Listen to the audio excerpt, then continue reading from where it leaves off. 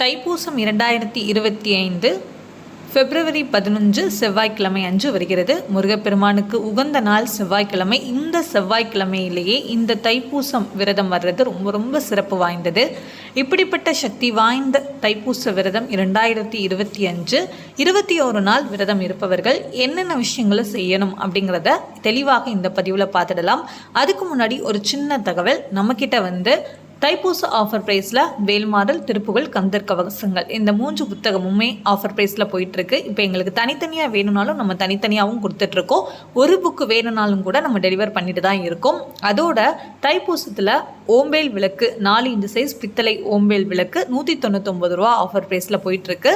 இந்த offer price எல்லாருமே வாங்கிட்டு இருக்காங்க. உங்களுக்கும் வேணும் அப்படின்னா உடனே ஸ்க்ரீனில் தெரியுற வாட்ஸ்அப் நம்பருக்கு மெசேஜ் பண்ணி ஆர்டர் ப்ளேஸ் பண்ணிக்கோங்க. அது மட்டும் இல்லைங்க, நம்ம அதர் ஸ்டேட்டில் கூட டெலிவர் பண்ணிட்டு தான். தைப்பூசத்துக்கு தேவையான ஓம்பேல் விளக்கு, 4 இன்ச் சைஸில் பித்தளை வேல் விளக்கு, தெரி ஸ்டாண்ட், அந்த விளக்கு வைக்கக்கூடிய தட்டு, இதெல்லாமே சேர்ந்து நம்ம ஒரு செட்டாக காம்போ ஆஃபர் ப்ரைஸில் கொடுத்துட்ருக்கோம். உங்களுக்கு வேணும் அப்படின்னா ஸ்க்ரீனில் தெரிகிற நம்பருக்கு வாட்ஸ்அப் பண்ணி கேளு. முழுவதுமே கொண்டாடப்படக்கூடிய தை மாதத்தில் வரக்கூடிய ஒரு முக்கியமான விசேஷம் இந்த தைப்பூசம். அதாவது முருகப்பெருமானை நினைத்து மனமுருகி வேண்டி 48 நாள் விரதம் இருந்து காவடி எடுத்து பாத யாத்திரை மேற்கொண்டு அறுபடை வீடு தரிசனம் செல்வார்கள்.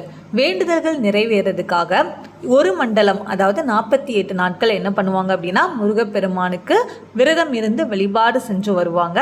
48 நாள் இருக்க முடியலன்னா ஒன்றும் பிரச்சனை இல்லைங்க. 21 நாள், 11 நாள் இந்த மாதிரி உங்களால் முடிந்த நாட்களில் நீங்கள் விரதம் இருக்கலாம். பிப்ரவரி 11 அந்த ஒரு நாள் மட்டும் நீங்கள் விரதம் இருந்தும் வழிபாடு செய்யலாம்.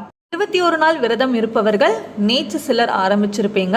ஜனவரி 21 செவ்வாய்க்கிழமை முருகப்பெருமானுக்கு உரிய நாள் அப்படின்னு சொல்லிட்டு நேற்று ஆரம்பிச்சிருப்பீங்க. இன்று ஜனவரி 22 புதன்கிழமை என்று ஆரம்பிச்சிருப்பீங்க. விரதம் இருப்பவர்கள் என்னென்ன விஷயங்களை நம்ம கடைபிடிக்கணும் அதை நம்ம முதல்ல தெரிஞ்சுக்கலாம். ஃபஸ்ட்டு முழு நம்பிக்கை நம்ம முருகப்பெருமான் மேலே இந்த விரத காலத்தில் மட்டும் இல்லைங்க, எப்பவுமே நீங்கள் முழு நம்பிக்கையோட ஒரு வேண்டுதலை வையுங்க. கண்டிப்பாக அவர் அந்த வேண்டுதலை நிறைவேற்றி கொடுப்பார். ஒருமுகப்படுத்தி நேர்மறை எண்ணங்களோட இந்த விரத காலங்களை நீங்கள் துவங்குங்க. காலையில் எழுந்ததும் முதல்ல குளிச்சு முடிச்சுட்டு நெத்தியில் நல்ல திருநீர் அணிந்து, ஏன்னா முருகப்பெருமானுக்கு திருநீர் அணிகிறது ரொம்ப ரொம்ப பிடிக்கும். ஸோ நல்ல திருநீர் அணிந்து நீங்கள் என்ன பண்ணுங்க அப்படின்னா, சிலர் மாலை அணிந்து விரதம் இருப்பாங்க.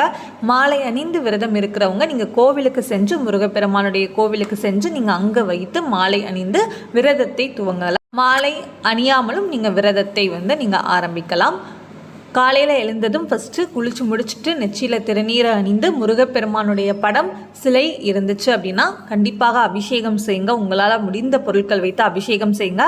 படத்தை நல்லா துடைச்சிட்டு நீங்கள் சந்தன குங்குமம்லாம் இட்டுட்டு, அதுக்கப்புறமா முருகப்பெருமானுக்கு ரொம்ப பிடித்தமான செவ்வரளி மலர் இருந்தால் செவ்வரளி மலர் சாட்சி வழிபாடு செய்யுங்க. இல்லைன்னா உங்ககிட்ட என்ன பூக்கள் இருக்கிறதோ அதை வைத்து நீங்கள் அலங்காரம் செஞ்சுக்கோங்க.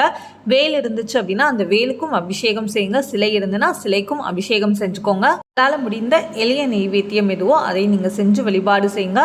பால், கற்கண்டு, சர்க்கரை பொங்கல், கேசரி, இந்த மாதிரி பஞ்சாமிர்தம், இல்லைன்னா பாலில் தேன் ஊற்றி வைக்கிறது, இல்லைன்னா பாலில் பழம், நாட்டு சர்க்கரை போட்டு வைக்கிறது, இந்த மாதிரி உங்களால் முடிந்த எளிமையான நைவேத்தியம் எதுவோ அதை நீங்கள் செஞ்சு வச்சுக்கோங்க.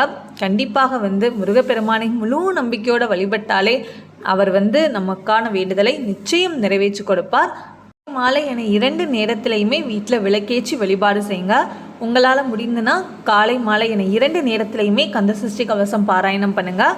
உங்களுக்கு என்ன பிரச்சனையோ அந்த பிரச்சனைக்கு ஏற்ப திருப்புகழ், வேல்மாறல் இது எல்லாமே நீங்கள் பாராயணம் பண்ணுங்கள். ஆனால் காலை மாலை என 2 நேரத்தில் ஒரு முறையாவது கந்தசஷ்டி கவசம் நீங்கள் பாராயணம் பண்ணுங்கள். 2 நேரத்திலையுமே நீங்கள் விளக்கேற்றி வழிபாடு செய்யுங்க. முருகப்பெருமானுக்கு ஒரு நெய் தீபம் ஏற்றி வழிபாடு செய்தால் கூட போதும். செவ்வாய்க்கிழமை வெள்ளிக்கிழமைகளில் நீங்கள் என்ன பண்ணுங்கன்னா, அந்த சுக்கிரகோரை நேரம் அந்த நேரத்தில் நீங்கள் வெற்றிலை தீபம் விளக்கேற்றி வழிபாடு செய்யுங்க. விரத காலத்தில் உங்களால் முடிந்த அன்னதானம் செய்யுங்க. ஒருத்தருக்கு நீங்கள் ஒரு அன்னதானம் செய்தால் கூட போதும். உங்களால் முடிந்தது எதுவோ அதை நீங்கள் செய்து கண்டிப்பாக உங்களுடைய கர்ம பாவனைகள் நிச்சயமாக குறையும். உங்கள் வாழ்க்கையிலும் எல்லா விதமான முன்னேற்றங்களும் ஏற்படும். அதனால் உங்களால் முடிந்த நீங்கள் வழிபாடு செய்யுங்க. முருகப்பெருமானை முழு நம்பிக்கையோடு முழுமையாக நம்பி நீங்கள் செய்யுங்க. எது செய்தாலும் அதற்கான பலன் நிச்சயமாக உண்டு.